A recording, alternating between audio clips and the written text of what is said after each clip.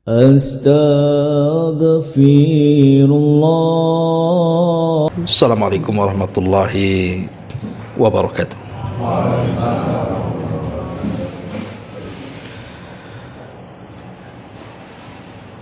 Alhamdulillah wassalatu wassalamu ala Rasulillah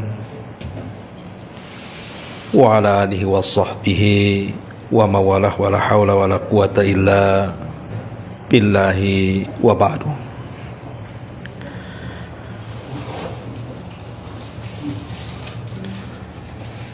Kita lanjutkan kajian kita, masih membahas tafsir surah Al-Insyiqaq, dan kita masuk pada ayat surah Al-Insyiqaq, fama lahum la yu'minun.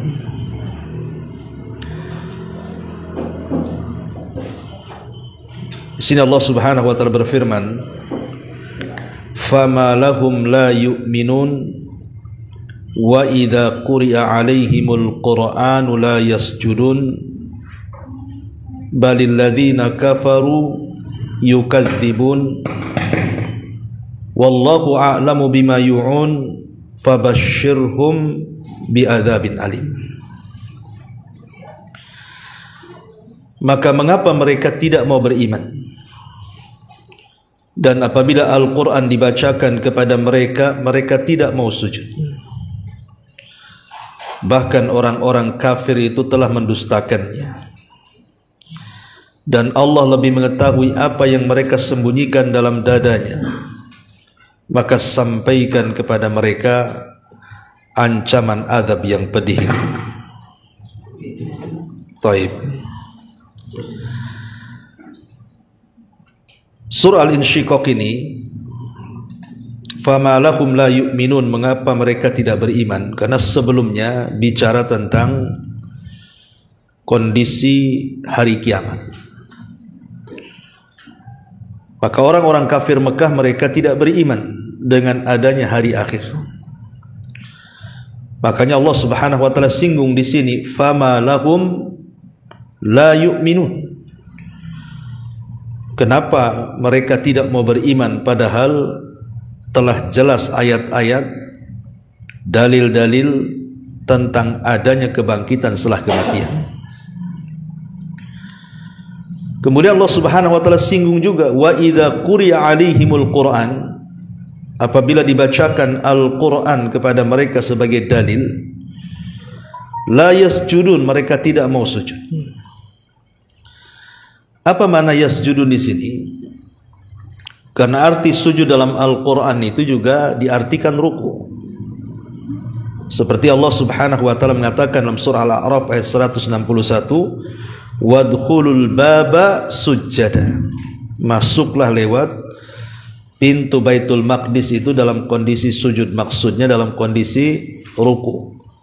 Ya, menundukkan kepala. Artinya makna sujud dalam Quran bisa dimaknai sujud yang kita ma'ruf ataupun dimaknai ruku. Ada juga yang mengatakan maksudnya di sini adalah salat. Apabila dibacakan Al-Quran kepada mereka, kenapa mereka tidak mau sujud? Maksudnya kenapa mereka tidak mau salat? Karena terkadang dalam Quran itu menyebutkan sebagiannya untuk secara keseluruhannya. Seperti Allah Subhanahu wa taala mengatakan, wa qur'anal fajri inna qur'anal fajri kana mashhuda. Dan bacaan Al-Quran di waktu fajar itu disaksikan para malaikat. Maka maksudnya di sini salat fajar, bukan di waktu fajarnya, maksudnya bacaan di salat fajar gitu ya. Tapi Al-Imam Ibnu Katsir rahimahullahu taala mengatakan bahwa yang dimaksud sujud di sini adalah sujud lil khudu, kerendahan dirian kita kepada Allah, atau dengan kata lain disebut dengan sujud tilawah. Dan ini yang banyak dikuatkan para ulama. Jadi maksudnya wa idza quri'a 'alaihimul Qur'an la yasjudun, sujud di sini diartikan sujud tilawah. Dan ini yang kita akan bahas panjang lebar seputar sujud tilawah. Kalau Allah mengatakan balil ladzina kafaru yukadzibun, bahkan orang-orang kafir itu mereka senantiasa mendustakan. Maksudnya mendustakan sujud itu. Kemudian Allah mengatakan wallahu a'lamu bima yu'un, Allah lebih paham terhadap apa yang mereka sembunyikan. Maksudnya yang ada dalam dada-dada mereka Allah tahu maksudnya. Makanya kemudian Allah memerintahkan kepada Rasul fabasyirhum bi'adzabin alim, beri kabar gembira wahai Muhammad kepada mereka dengan ancaman azab yang pedih. Taib, kita akan fokus pembahasan di malam hari ini dalam ayat wa idza quri'a alaihimul Qur'an la yasjudun. Apabila dibacakan Al-Quran kepada mereka, mereka tidak mau sujud. Ma'asyiral muslimin yang dimuliakan Allah Azza wa Jalla, sujud ini adalah amalan yang sangat agung dalam Islam. Saya akan sebutkan keutamaannya. Yang pertama, sujud ini termasuk ahabbul a'mali ilallah, amalan yang paling dicintai Allah Subhanahu wa ta'ala. Karena dengan itu, dengan sujud itulah menyebabkan kita masuk surga. Ingat hadis Thauban maula Nabi sallallahu alaihi wasallam ketika dia bertanya kepada Rasul tentang amalan yang bisa memasukkan ke surga. Maka kemudian Nabi sallallahu alaihi wasallam mengatakan alaika bi kathratis sujud, kalian harus banyak sujud. Fa innaka la tasjuda lillahi sajdah, karena engkau tidak melakukan satu kali sujud saja kepada Allah illa rafa'akallahu biha darajah, kecuali Allah akan angkat derajatmu, wa khutta anka biha khati'ah, dan Allah akan hapuskan seluruh kesalahan. Dari sini Nabi sallallahu alaihi wasallam menyebutkan dua keutamaan. Pertama, Allah angkat derajat, maksudnya derajat kita di sorga. Dan yang kedua, Allah akan hapuskan kesalahan-kesalahannya. Ini yang pertama, bahwa sujud itu amalan yang paling dicintai Allah Azza wa Jalla. Dengan sebab itu kita bisa masuk surga. Yang kedua, sujud adalah penyebab kita menjadi teman Nabi sallallahu alaihi wasallam di surga. Kita akan berteman dengan Nabi di surga. Dan itu berdasarkan hadis Rabi'ah ibn Ka'ab al-Aslami radhiyallahu an, ketika Rabi'ah ini yang masih kecil, usianya 10 tahun, selalu membantu Rasul di malam hari, menyediakan air wudu, siwak, sandal, dan begitu seterusnya.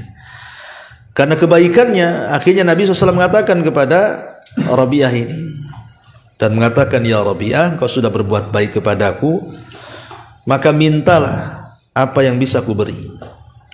Maka Rabi'ah ibn Ka'ab al-Aslami, umur 10 tahun dia mengatakan, ya Rasulullah, aku tidak ingin apa-apa kecuali jadikan aku temanmu di surga. Maka Nabi SAW terdiam dan mengatakan, awa ghairu dzalik, yang lain ada selain itu?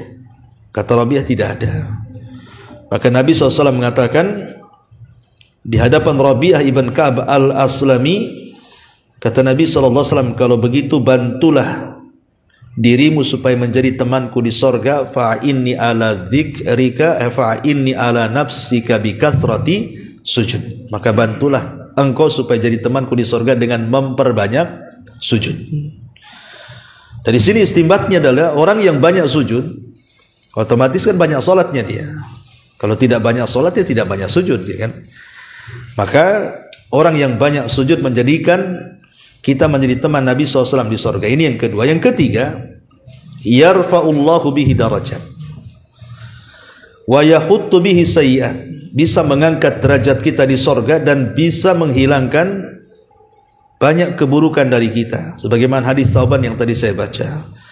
Kata Nabi SAW, ma min abdin yasjudu lillahi sajdah illa kataballahu biha hasanah wa khutta anhu biha sayyi'ah wa rafa'a laku biha darajah fastakthiru minas sujud.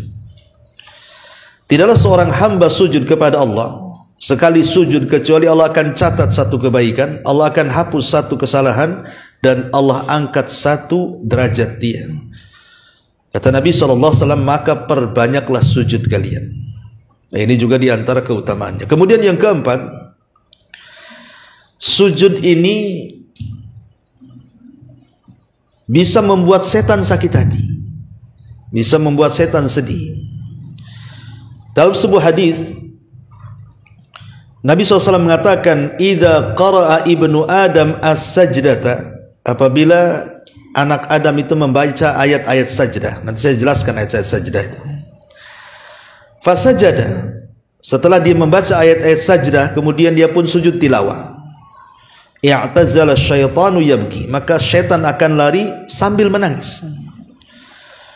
Wa yaqul, dan dia mengatakan, ya wailah, celaka aku, katanya. Umira hadza bisujud fasajada falahul jannah. Orang ini diperintah sujud, dia sujud maka dia dapat surga. Wa umirtu ana bisujud fa'asautu faliyannar. Tapi aku diperintah sujud dulu oleh Allah Azza wa Jal, aku pun bermaksiat kepada Allah, tidak mau sujud, maka Allah janjikan neraka kepadaku.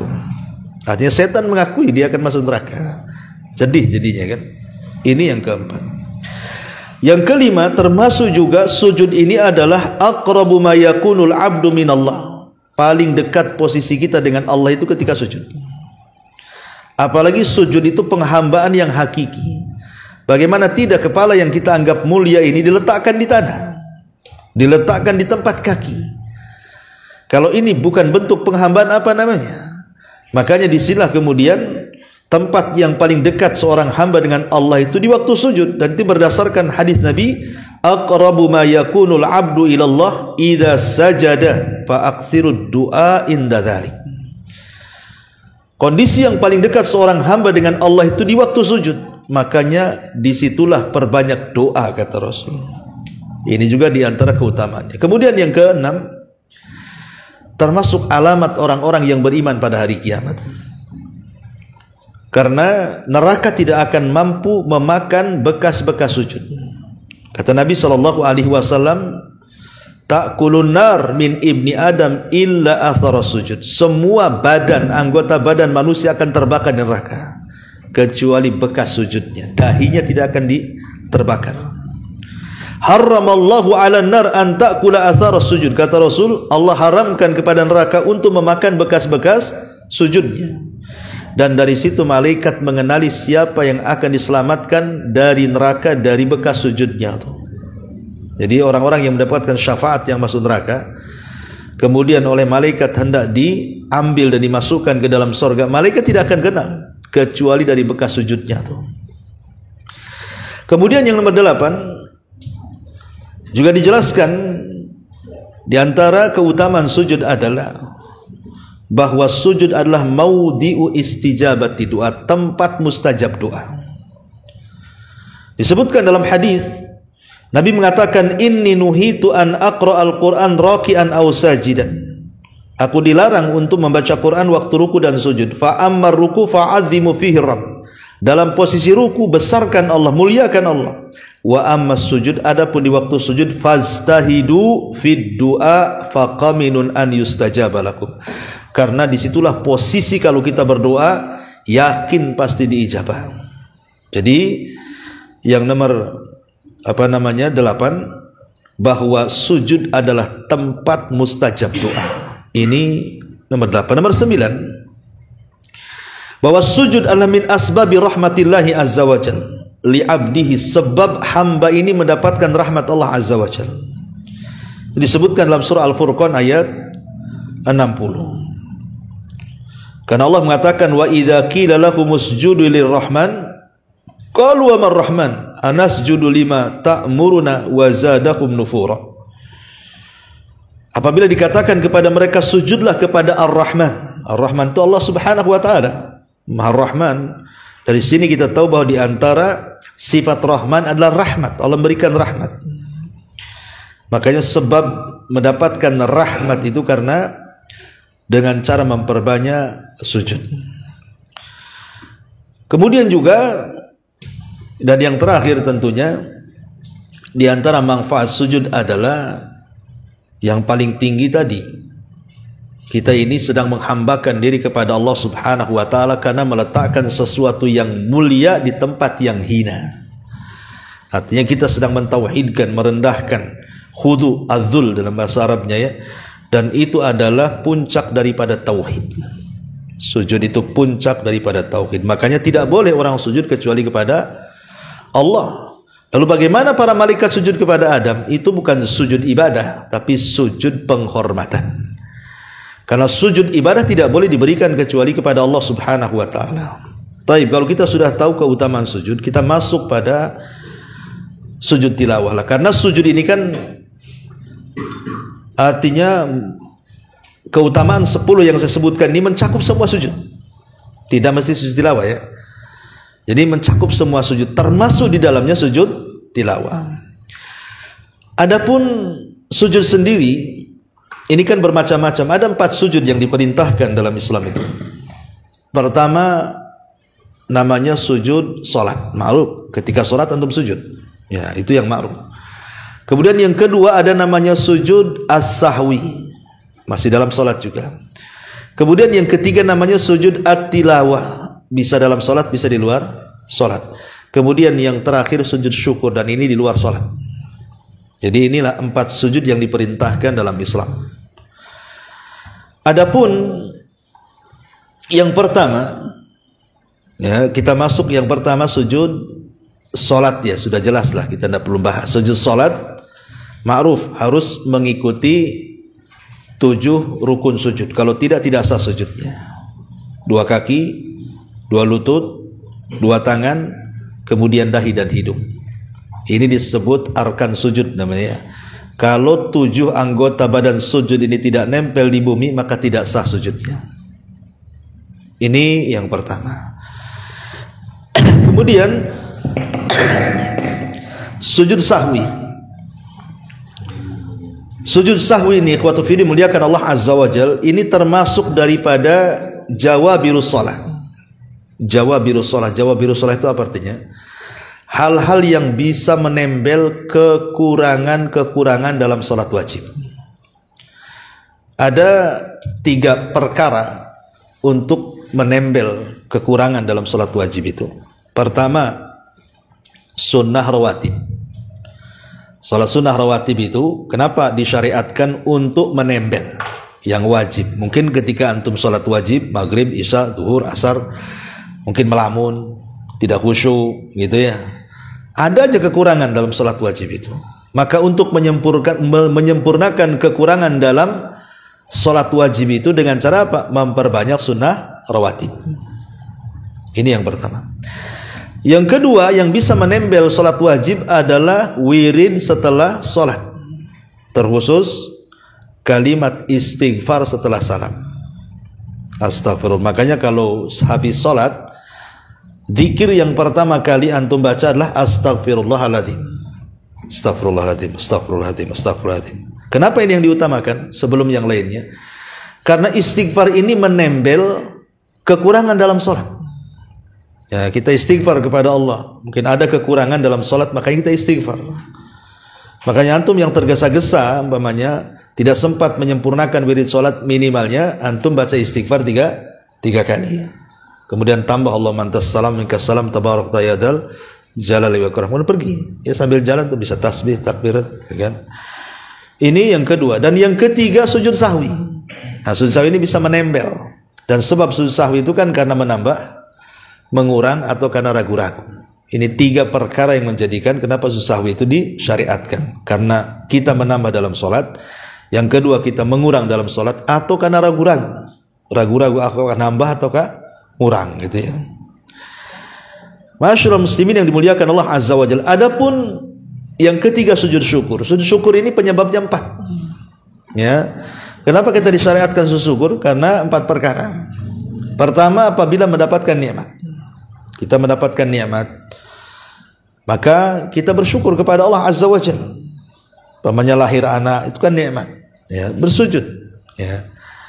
dapat jodoh nikmat, dapat pekerjaan nikmat, ya, semua nikmat-nikmat yang Allah anugerahkan kepada kita, maka kita syukur dengan sujud syukur. Yang kedua, atau terhindar dari musibah.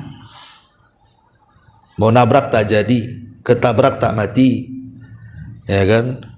Jadi ataupun mamanya gempa, orang mati kita tidak, rumah orang roboh kita tidak, kan itu ya. Itu namanya terhindar dari musibah. Itu disyariatkan sujud syukur. Yang ketiga, melihat orang jahat, orang fasik. Melihat orang jahat, kita bersujud karena kita tidak seperti dia. Alhamdulillah Allah masih jaga kita tidak seperti mereka, gitu ya. Jadi kalau melihat orang jahat, melihat orang fasik, kita bersyukur kita tidak seperti dia. Kita masih dijaga tidak jadi orang jahat. Atau melihat yang keempat, melihat orang yang terkena musibah. Mungkin ada orang gila, kita bersyukur kita tidak seperti dia, akalnya enggak, masih ada, orang itu hilang akalnya, kan itu ya. Ya, atau melihat orang cacat, ya dia mungkin pincang, kita enggak, gitu ya. Dia pun enggak punya tangan, kita punya tangan. Itu juga disyariatkan sujud syukur. Ini 4 perkara yang menjadikan sujud syukur itu disyariatkan. Saya ulangi, ketika mendapatkan nikmat. Yang kedua, ketika terhindar dari bahaya. Yang ketiga, ketika melihat orang fasik. Yang keempat, ketika melihat orang yang kurang fisiknya. Nah, disitulah disyariatkan sujud syukur.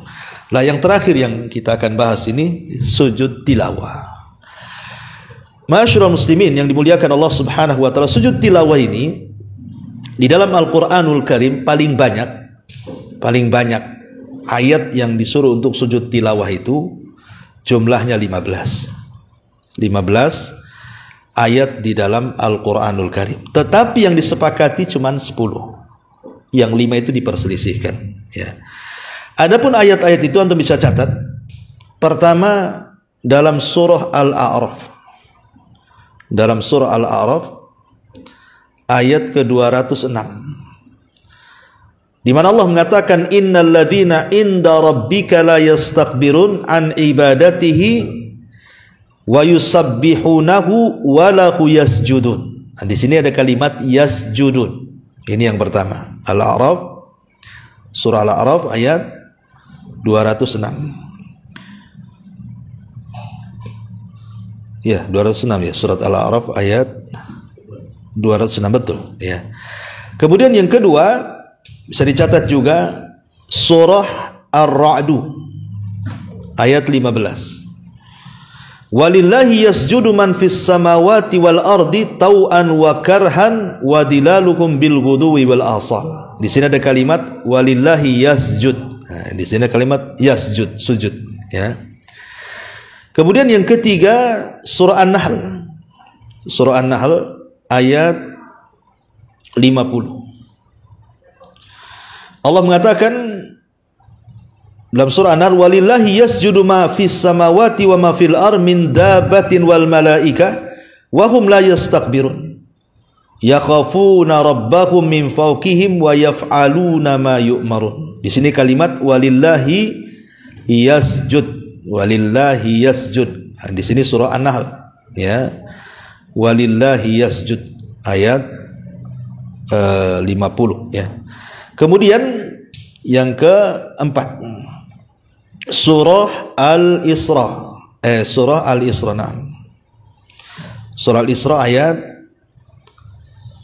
107 sampai 109.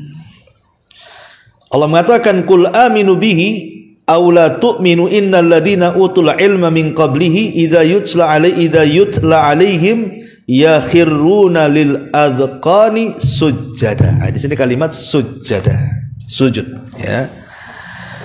Ini yang keempat. Yang kelima surah Maryam ayat 57. Allah Subhanahu wa taala mengatakan ulaika alladzina an'ama Allahu 'alaihim minan nabiyyina min dzurriyyati Adam wa mimman hamalna ma'a Nuhin wa min dzurriyyati Ibrahim wa Ismaila wa mimman hadaina wajtabaina idza tutla alaihim ayatul rahman kharru sujada wa bukiya. Ada kalimat kharru sujada. Nah, di sini letak ayat sajdahnya. Maryam 58. Kemudian yang nomor 6 surah Al-Hajj. Surah Al-Hajj ayat 18. Alam tara annallaha yasjudu lahu man fis samawati wa man fil ardi wasyamsu wal qamar wan nujum wal jibal wasyajar wad dawab wa katsiru minan nas. Di sini kalimat alam tara annallaha yasjudu lahu, yasjud lahu. Nah, di sini ayat sujud tilawahnya surah Al-Hajj ayat 18. Kemudian yang nomor 7 ya? Hah? Iya 7 kan? Surah Al-Hajj lagi, tapi ayat 77. Kalau tadi surah Al-Hajj ayat 18, sekarang surah Al-Hajj ayat 77-nya. Ya ayyuhalladzina amanu ruk'u wasjudu wa'budu rabbakum. Sini ada kalimat wasjudu wa'budu rabbakum. Wasjudu ayat sujud, ya. Kemudian yang nomor 8 surah Al-Furqan ayat 60. Wa idza qila lakum usjudu lirrahman. Di sini kalimat usjudu lirrahman. Qalu wa marrahman? Anasjudu lima ta'muruna wa zadahum nufura. Kemudian yang nomor 9 An-Naml. Surah An-Naml ayat 26. Surah An-Naml ayat 25-26. Ala yasjudu lillahi alladhi yukhrijul hub'a fis samawati wal ard wa ya'lamu ma tukhfuna wa ma tu'linun. Di sini ala yasjudu lillah. Kalimat yasjudu lillah. Kemudian yang nomor 10 surah As-Sajdah yang disunahkan dibaca setiap fajar Jumat. Ya. Ayat 15 Allah mengatakan innama yu'minu bi ayatina alladzina idza dzukiru biha kharru sujada. Di sini kalimat sujada. Wa sabbihu bihamdi rabbihim wa hum la yastakbirun. Kemudian yang nomor 11 surah Shad. Surah Shad ayat 34. Ayat 24. Qala laqad dhalamaka bisu'ali na'jatika ila ni'ajihi wa inna katsiran minal khulata la yabki ba'duhum ala ba'din illa alladhina amanu wa amilus salihat wa qalilum ma hum wa dhanna Dawudu innama fatannahu fastaghfara rabbahu wa kharra raki'an wa anab. Ini juga ada kalimat wa kharra raki'an wa anab. Kemudian surah Fussilat yang nomor 12. Fussilat ayat 37 sampai 38. Wa min ayatihil lailu wan nahar wasyamsu wal qamar la tasjudu lisyamsi wala lil qamar wasjudu lillahi alladzi khalaqahunna in kuntum iyyahu ta'budun. Kalimat wasjudu lillah. Kemudian yang 13 surah Fussilat surah An-Najm. Surah An-Najm ayat 62. Fasjudu lillahi wa'budu. Kalimat fasjudu lillahi wa'budu. Kemudian yang ke-14 surah Al-Insyiqaq ayat 21. Wa idza quri'a 'alaihimul Qur'an la yasjudun. Ayat yang kita sedang bahas. Kemudian yang terakhir suratul Alaq. Kalla la tuti'hu wasjud waqtarib. Nah, ini 15 ayat yang disebutkan oleh jumhurul ulama.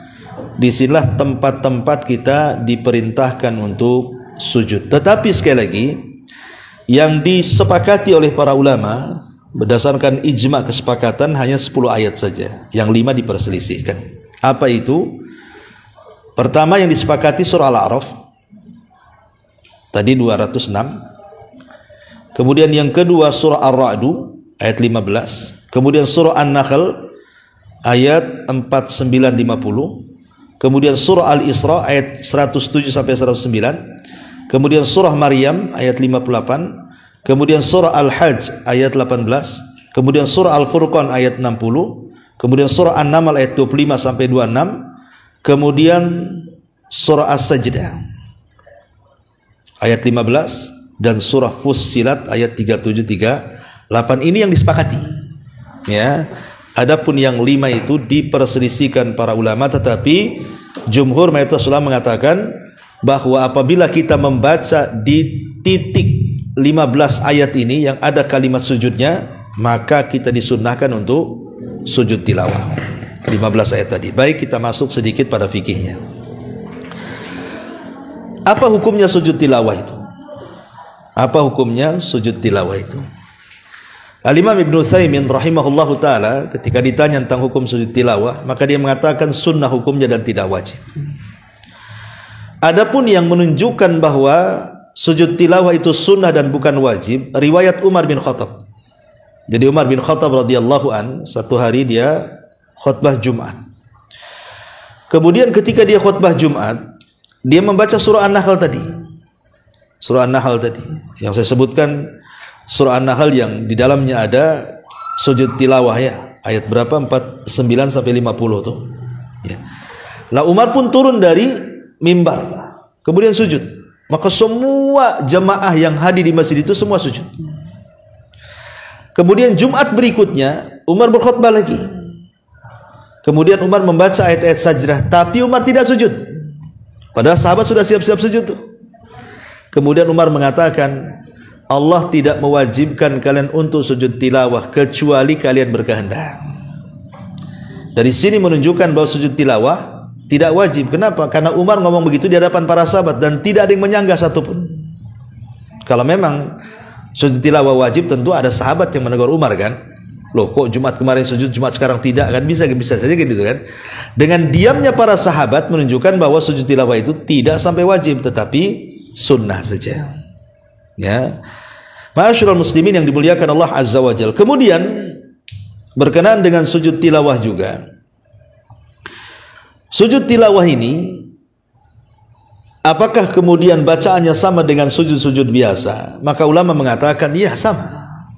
Jadi sujud tilawah itu yang dianjurkan dibaca adalah Subhana Rabbiyal A'la, sama dengan sujud yang lain, Subhana Rabbiyal A'la. Adapun kemudian ada doa yang dianjurkan Nabi SAW, seperti doa yang ma'ruf, sajada wajhi lilladzi khalaqahu wa syaqqa sam'ah wa basarah bihaulihi wa quwwati, ya. Wajahku sujud kepada yang menciptakannya, yang membuka pendengarannya dan penglihatannya dengan kuasa dan kekuatannya.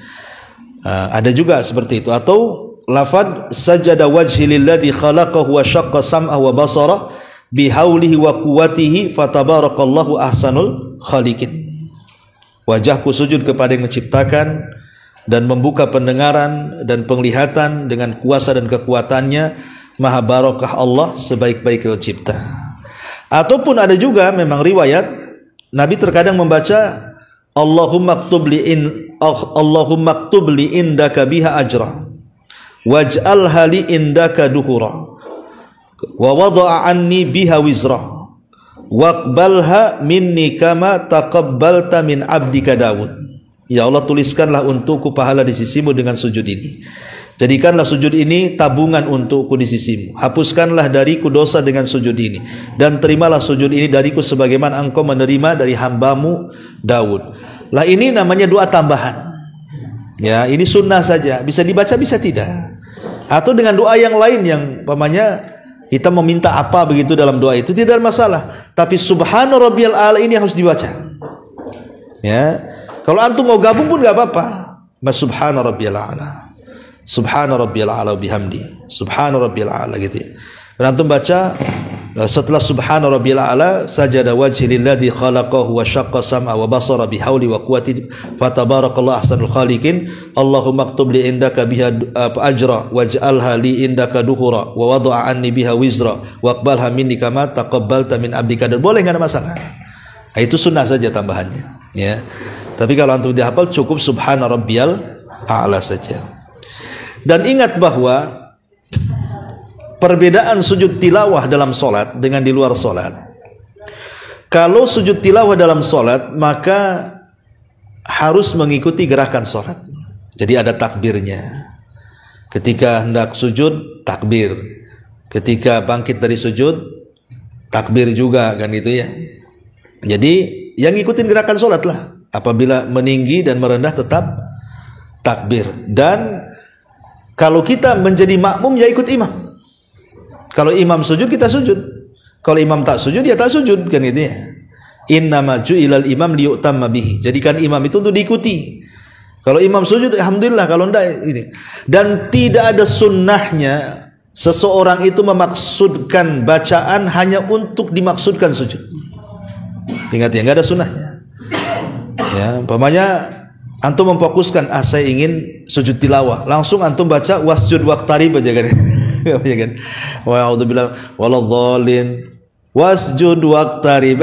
Langsung sujud karena antum pengen sujudnya, enggak ada sunnahnya. Ingat bahwa sujud tilawah itu seperti kita memang sholat fajar hari Jumat, kita kan disunahkan membaca surah As-Sajdah secara sempurna, kemudian rakaat kedua surah Al-Insan secara sempurna kan begitu. Dan tidak boleh diniatkan membaca surah itu karena niat ingin sujudnya, bukan. Ya, tetapi Rasulullah SAW ketika memerintahkan untuk membaca dua surat itu karena kandungan makna yang luar biasa, bukan karena sujudnya.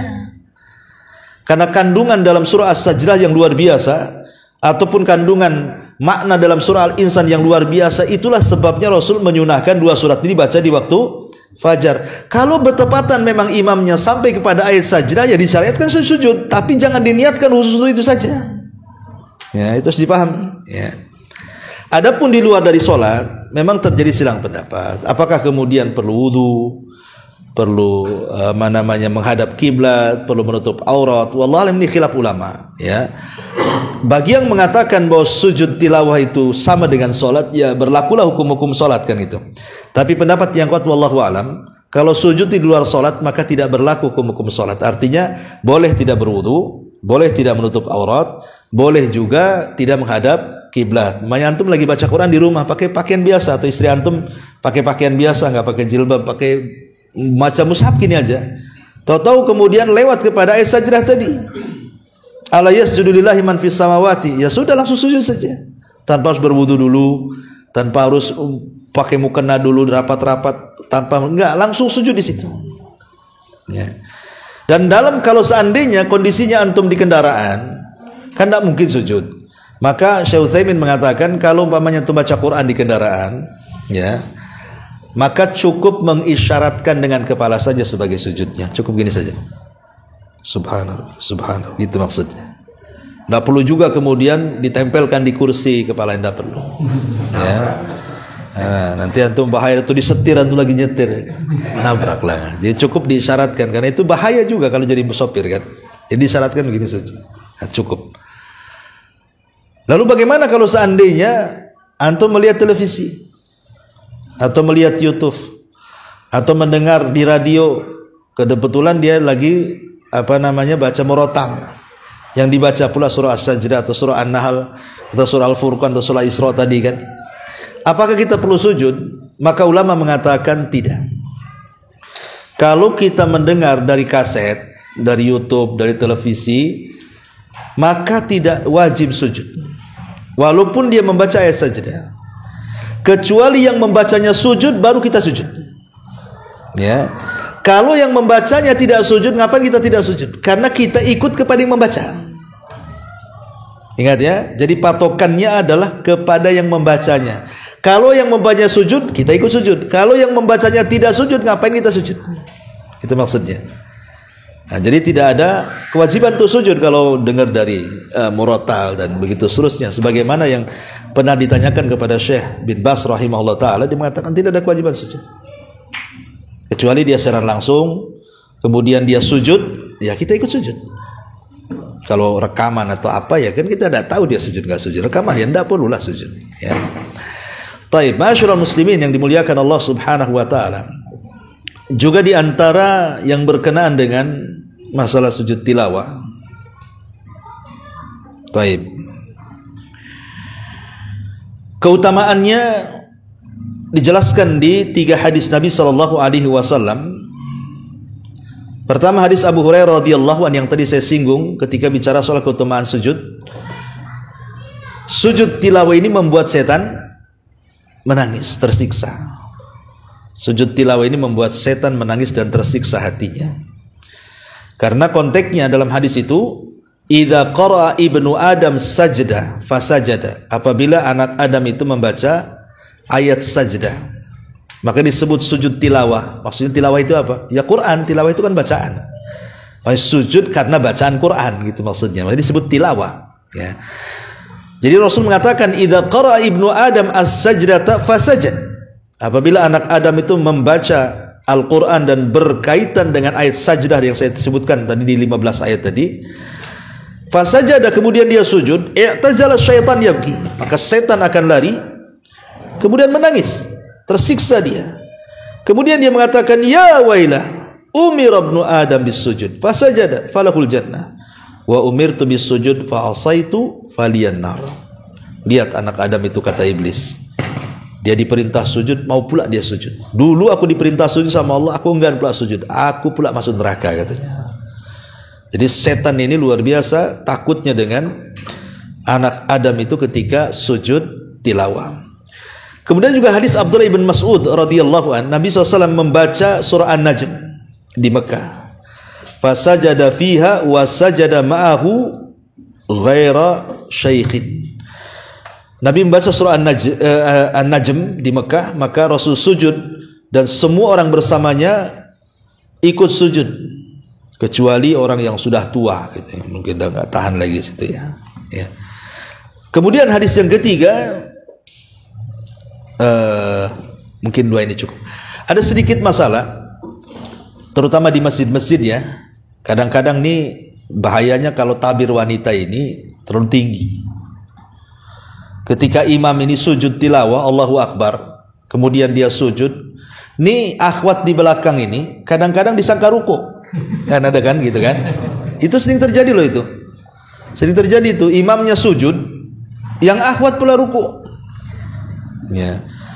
Kemudian setelah imamnya selesai daripada sujud, naik ke atas, akhwatnya pula dia bangkit daripada ruku. Akhirnya ketika kemudian imamnya betul-betul ruku, dia pula sujud, kan begitu ya? Nah, ini gimana nih kondisinya? Maka dijawab oleh para ulama, kan ini kan perkara kontemporer. Kalau para ulama kan membahas ulama fikih itu. Ingat bahwa seorang makmum itu syaratnya harus melihat imam atau melihat makmum yang melihat imam.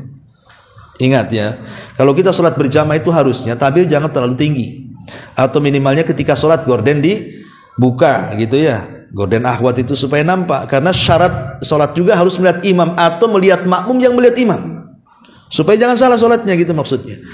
Tapi musibahnya sekarang di musola-musola di masjid-masjid itu tabir tinggi-tinggi, si akhwat ini pula tak melihat pula si ikhwan di depan. Akhirnya kejadian seperti itu. Ketika sujud tilawah, harusnya dia sujud, dia malah ruku.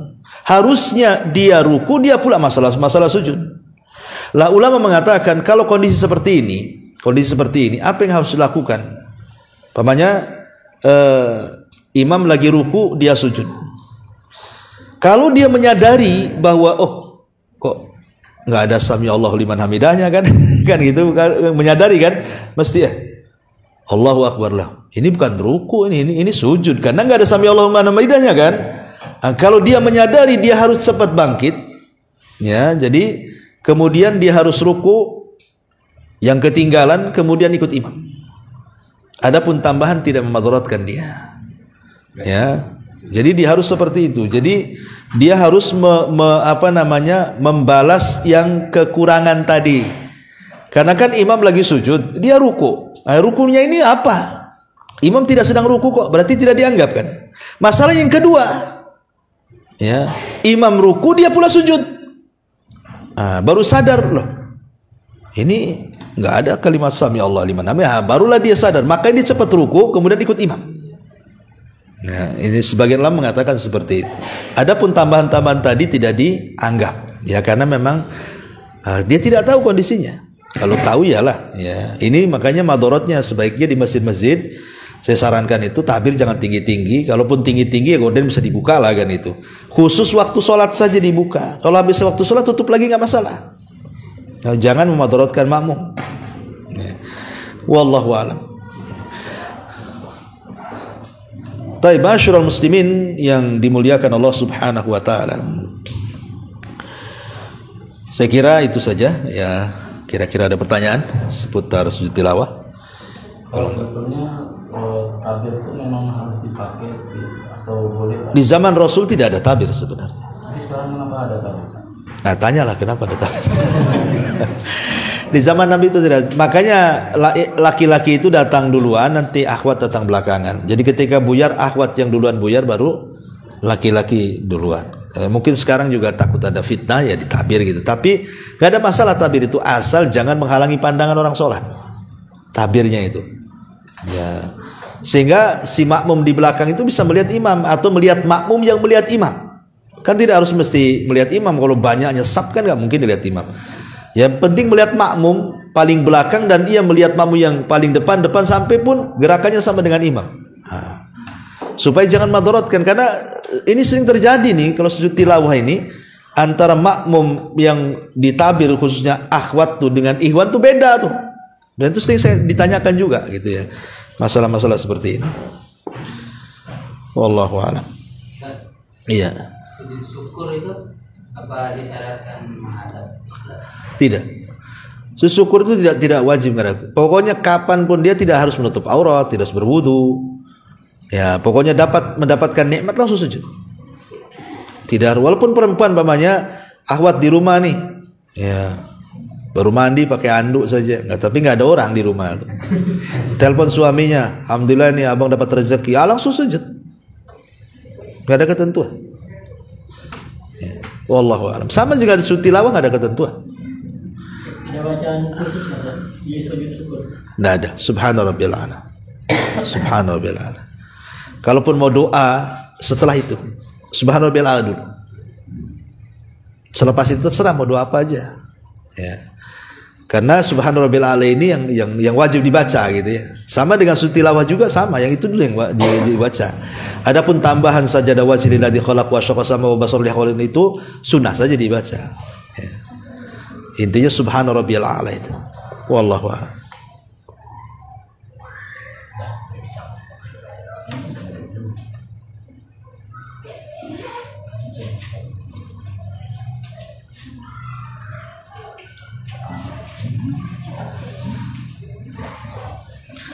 Iya, di sini di YouTube ini apa nih? Assalamualaikum Ustaz, mau bertanya. Misalkan kita mau membaca doa yang Ustaz kasih, cuman belum hafal. Lalu pas belum salam kita ambil catatan doanya, kemudian kita baca di catatan itu. Nggak usah takalluf dalam perkara sunnah itu, nggak usah takalluf. Kalau ndak hafal, dihafal dulu. Ya, kalau doa umpamanya tadi sujud tilawah kan dalam sholat itu, ya dihafal di luar sholat. Jangan disibukkan perkara-perkara di luar sholat masuk ke dalam sholat. Karena apalagi sholat wajib itu kan ndak boleh banyak bergerak. Ya. Mengeluarkan 2 huruf saja itu dilarang, bahkan batal sholatnya kalau tanpa ada sebab. Ya, seperti mamanya mengatakan ab, gitu ya, itu kan 2 huruf tuh, alif ba ab itu bapak, tiba-tiba kita ab, batal sholatnya kalau tidak ada hajat. Dia mengeluarkan kalimat seperti itu, batal sholatnya. Kecuali kalau karena hajat atau karena sesuatu yang tidak bisa kita tahan, seperti orang menguap, kan itu kadang-kadang ngantuk. Itu kan bukan karena ikhtiar dia, atau karena nangis, karena memikirkan ayat azab ya. Nah, jadi perkara-perkara di luar sholat itu jangan masuk ke dalam sholat ya, karena sholat itu ada kesibukan sendiri dengan gerakannya, dengan bacaannya, dengan khusyuknya dan begitu seterusnya. Jadi kalau belum hafal sebaiknya dicatat, kemudian dihafal di luar sholat sampai hafal, baru kemudian dipraktekkan gitu ya. Nah, ini apa lagi nih? Ustadz, nanti ada rezeki datanglah ke Malaysia. Alhamdulillah. Tinggal ngundang saja, kirim tiket kita ke sana. Iya. Ya. Wallahu a'lam.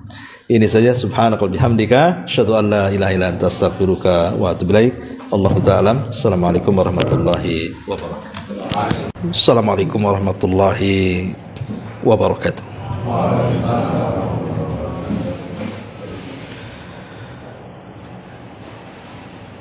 Alhamdulillah wassalatu wassalamu ala Rasulillah wa ala alihi wa sahbihi wa mawalah wa la hawla wa la quwata illa billahi wa ba'du.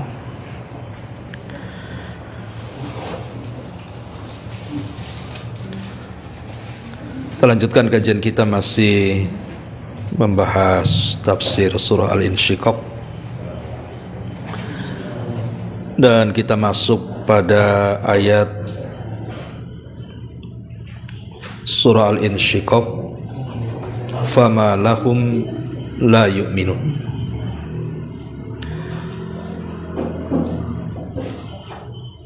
Di sini Allah Subhanahu wa taala berfirman, fama lahum la yu'minun wa idza quri'a 'alaihimul qur'anu la yasjudun balil ladzina kafaru yukadzibun wallahu a'lamu bima yu'un fabashshirhum bi'adzabin alim.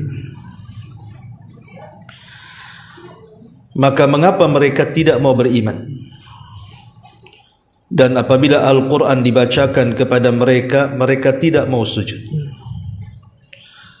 Bahkan orang-orang kafir itu telah mendustakannya. Dan Allah lebih mengetahui apa yang mereka sembunyikan dalam dadanya. Maka sampaikan kepada mereka ancaman azab yang pedih. Taib.